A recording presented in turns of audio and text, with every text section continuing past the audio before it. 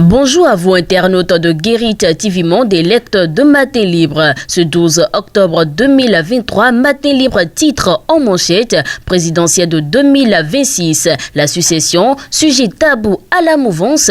À 2 ans, quelques mois de la fin du deuxième mandat de Patrice Talon à la tête du Bénin, la question de la succession se révèle de plus en plus un sujet qu'il faut évoquer avec précaution. Pour justifier ce fait, c'est un soutien du régime, membre de l'Union progressiste Le Renouveau pour la plupart, affirme que la question n'est pas encore à l'ordre du jour.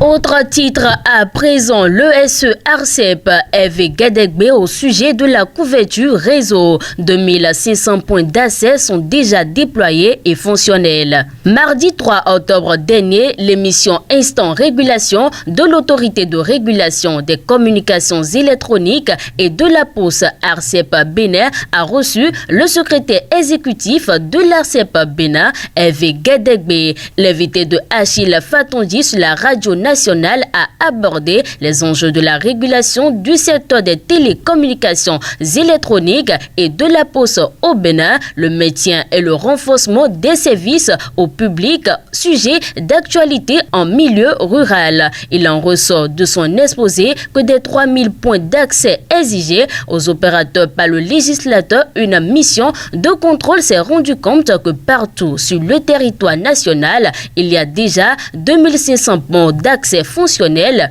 où le citoyen peut se rendre, faire son appel, envoyer des SMS, naviguer sur Internet, payer et se retirer. Ministère des Sports, les premiers mots de Benoît Dato. Le nouveau ministre des Sports Benoît Marcel Dato a pris fonction 24 heures après sa nomination. La passation de service a eu lieu mercredi 11 octobre 2023 entre les ministres Samou Seydou Adambi et Benoît Dato à la salle de conférence du dit ministère. Carnet noir dans cette présentation, le monde culturel pleure El Rego. Découvrez son parcours dans les colonnes de Matin Libre.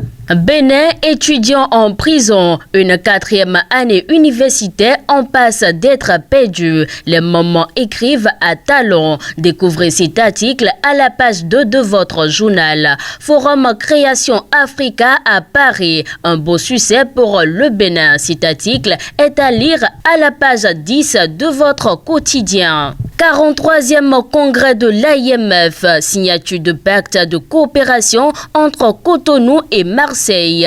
Lisez cet article à la page 8 de Matin Libre. Et pour finir à présent, prévention de l'extrémisme violent à Natitingo. Le PNUD et les Pays-Bas organisent des journées de cohésion sociale.